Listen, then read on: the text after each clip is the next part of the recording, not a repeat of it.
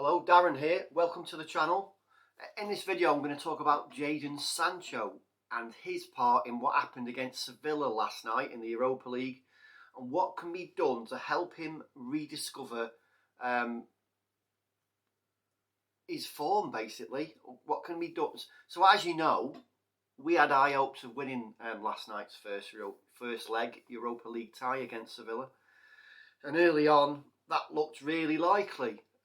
However, I want to say, even with a 2-2 draw, progressing to the next round is still in our own hands, because basically it was a 0-0. Treat it as a 0-0. Got to go to Seville, got to win. So on to Sancho. It's not a surprise to you when I say he's been struggling to make an impact at all this season and last night in a fixture that saw Sevilla come back from 2 goals down to come away all square. Sancho has to look at his contribution in that game, I think. Has to. And I'd love to be a fly on the wall at Old Trafford and try and understand what Ten Hag says to players, whether he sits down individually with players and talks to them about their performance, or whether he has another coach do that and there's a bit of a message lost in translation, so the players are hearing messages from the manager third hand. I just love to know what he's saying to Sancho. So what can we say about Sancho? It's a fact that he's enjoyed a difficult time at United. It is. And that's ever since signing for £72.9 million, obviously from Dortmund in 2021. I expect that in a bid to help him, Ten Hag granted him that extended time away that we all know about. He was away from the squad for a reasonable amount of time this season, and apparently it was to undergo an individual training regime. But what did that entail? Was it purely for fitness purposes, or was there a mental component too? Now, Sancho's 23 years old, and he scored 5 goals and laid on 2 assists in 29 appearances this season. But Peter Schmeichel has demanded more from the winger. He said this, which was talking about last night's game against Sevilla. He says, "I fail to remember anything he did well, and that's the sad truth." He says there's no pressure at all on Sancho's shoulders. No one is expecting anything from him, which is pretty, hard going on him. He goes on to say he's one of a team that is supposed to be able to attack from either side, to mix it up and offer variety in their attacking play. He has a great opportunity at Old Trafford with a manager who believes in him and wants to help him. Now, okay, Peter Schmeichel was acting as a pundit as such last night, being asked questions, put on the spot by the press there and then, and he had to come up with kind of a blanket statement that means nothing. I mean, saying what he said doesn't help Ten Hag, and it doesn't help Sancho. So the question is, what can help Sancho? And what can Ten Hag do to get the best out of him? That is the question, the $1 million question, for lack of a better phrase. But ultimately, I believe the answer. This is my opinion. I believe the answer is a simple one, a very simple one. But before I give you what that answer is, let's go over something first. Let's talk about Sancho himself and what led him to being signed by Manchester United. So Sancho started playing football at the age of 4, and he joined the Watford Academy at the age of 7. And at the age of 14, he moved to Man City. That was in 2015 for an initial fee of £66,000, and that was under something called the Elite Player Performance Plan. The fee could have potentially, at that time, I don't know whether that was eventually paid out, but The fee with add-ons could have reached £500,000. So that's what Watford could have received from City. And then in 2017, he joined Borussia Dortmund for a fee of 8 million. And the rest is history. Obviously, he's joined United. So whilst playing in the Bundesliga with the likes of Erling Haaland, he's shone, attracting attention from clubs across Europe.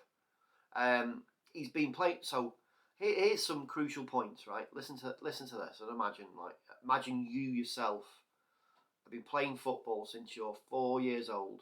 Jadon Sancho is 23, right? So that means he's been playing football for 19 years of a short 23-year lifespan. I mean, I'm twice his age, and he's been playing football for 19 years.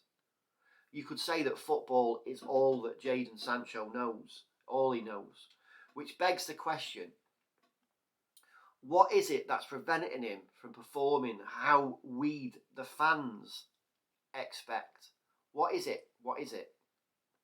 So the best explanation of any situation, I'd say, especially without cold hard facts, is one that is an assumption that has the fewest parts. So you always look for the kind of like the easiest answer. So the simplest answer to why he's having performance issues is confidence. It literally just boils down to confidence. I mean, he's been playing for 19 years. He's played in Europe, attracted attention from some of the biggest clubs in Europe, been touted as going to Real Madrid, touted for going to Barcelona, and somehow ended up at Man U. And I think that's it. His lack of performance comes down to Jadon Sancho lacks confidence in his own ability. And that's with 19 years of playing football. 19, you imagine 19 years in any profession. You'd expect to be able to teach, you'd be a grand master in whatever industry you'd be in after 19 years. But I'm not saying that he's lost confidence whenever he plays football, but just when he's playing competitive games, I think. Because if you look at it this way, if he'd lost confidence and his ability wasn't shining through in training, then I believe he'd just never get picked. You probably wouldn't see him on the bench. I don't think Ten Hag feels just because of his big price tag and a large weekly wage that he has to play, at least put him on the bench. So I don't believe that the lack of confidence is also in training. It's just in competitive games. So that lack of confidence obviously leads to poor performance, ridicule by the press and supporters like us, which in turn leads to him being dropped, more ridicule, and even more confidence issues. So it's a vicious circle. And let me just clarify something. I'm a Man United fan. I'm not a Jadon Sancho fan. I'm just been thinking about what is it? What is it about Jadon Sancho that is preventing that lad? He is a lad. He's 23 years old. He's a kid. With confidence issues. So what's the cure? Well, the answer is more game time. He has to be given time to play. He's got to. It's like anybody who's afraid of something. If they don't do that thing that they're either got anxiety over, confidence issues, or afraid of, they're going to continue to have that confidence, anxiety, or phobia, or what, of that particular thing. So to be able to gain that mental edge that he's obviously lost, he has to be given more game time. And watching him play against Sevilla, in the Europa League last night, I could see that in multiple situations, that he was second guessing himself all the time. That was where to run with the ball, where to run off the ball, where to pass, where to just everything. which in a fast-paced professional football takes up that precious second or two that you've got, that precious second or two before you're being closed down, tackled or fouled. Now, I know all this sounds pretty obvious, but it is obvious. It's staring us right in the face that football is 50% physical, 50% mental. And they're so closely tied together. So closely tied together.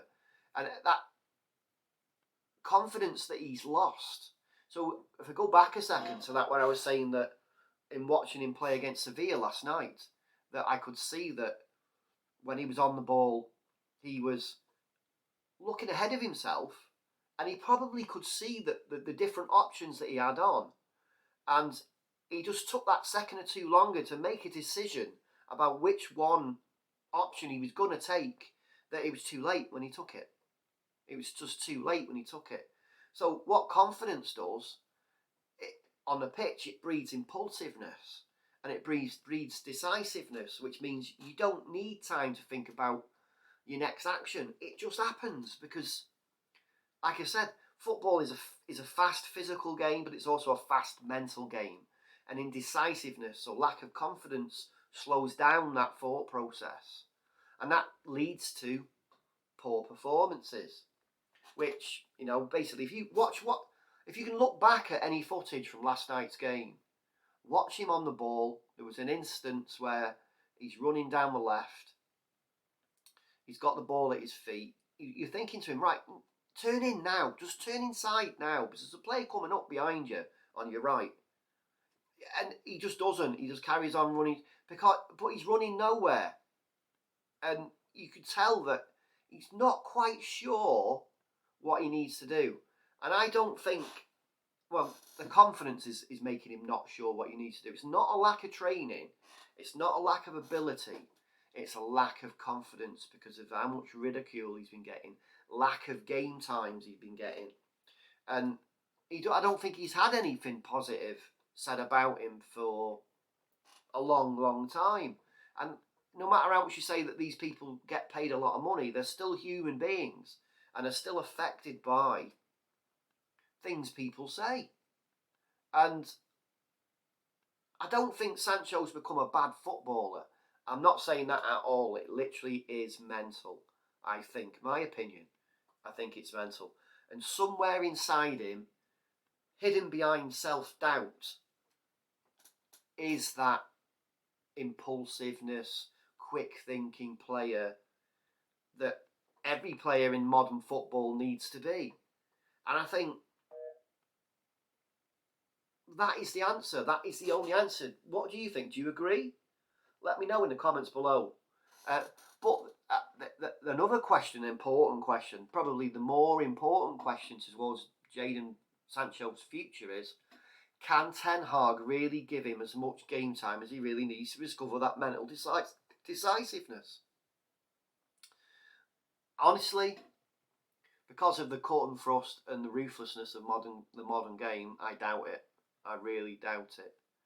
But I'd be shocked. I mean, I'm sure Ten Hag can see that giving him more game time, giving him the game time, giving him 90 minutes, giving him 90 minutes, whether he's playing well or not, shows that the manager has confidence in him. And that's all a player needs. That's all a player needs. Let me know what you think about this video and what I've said in it. Thank you for watching. Please smash a like, share your thoughts below. Thank you for watching.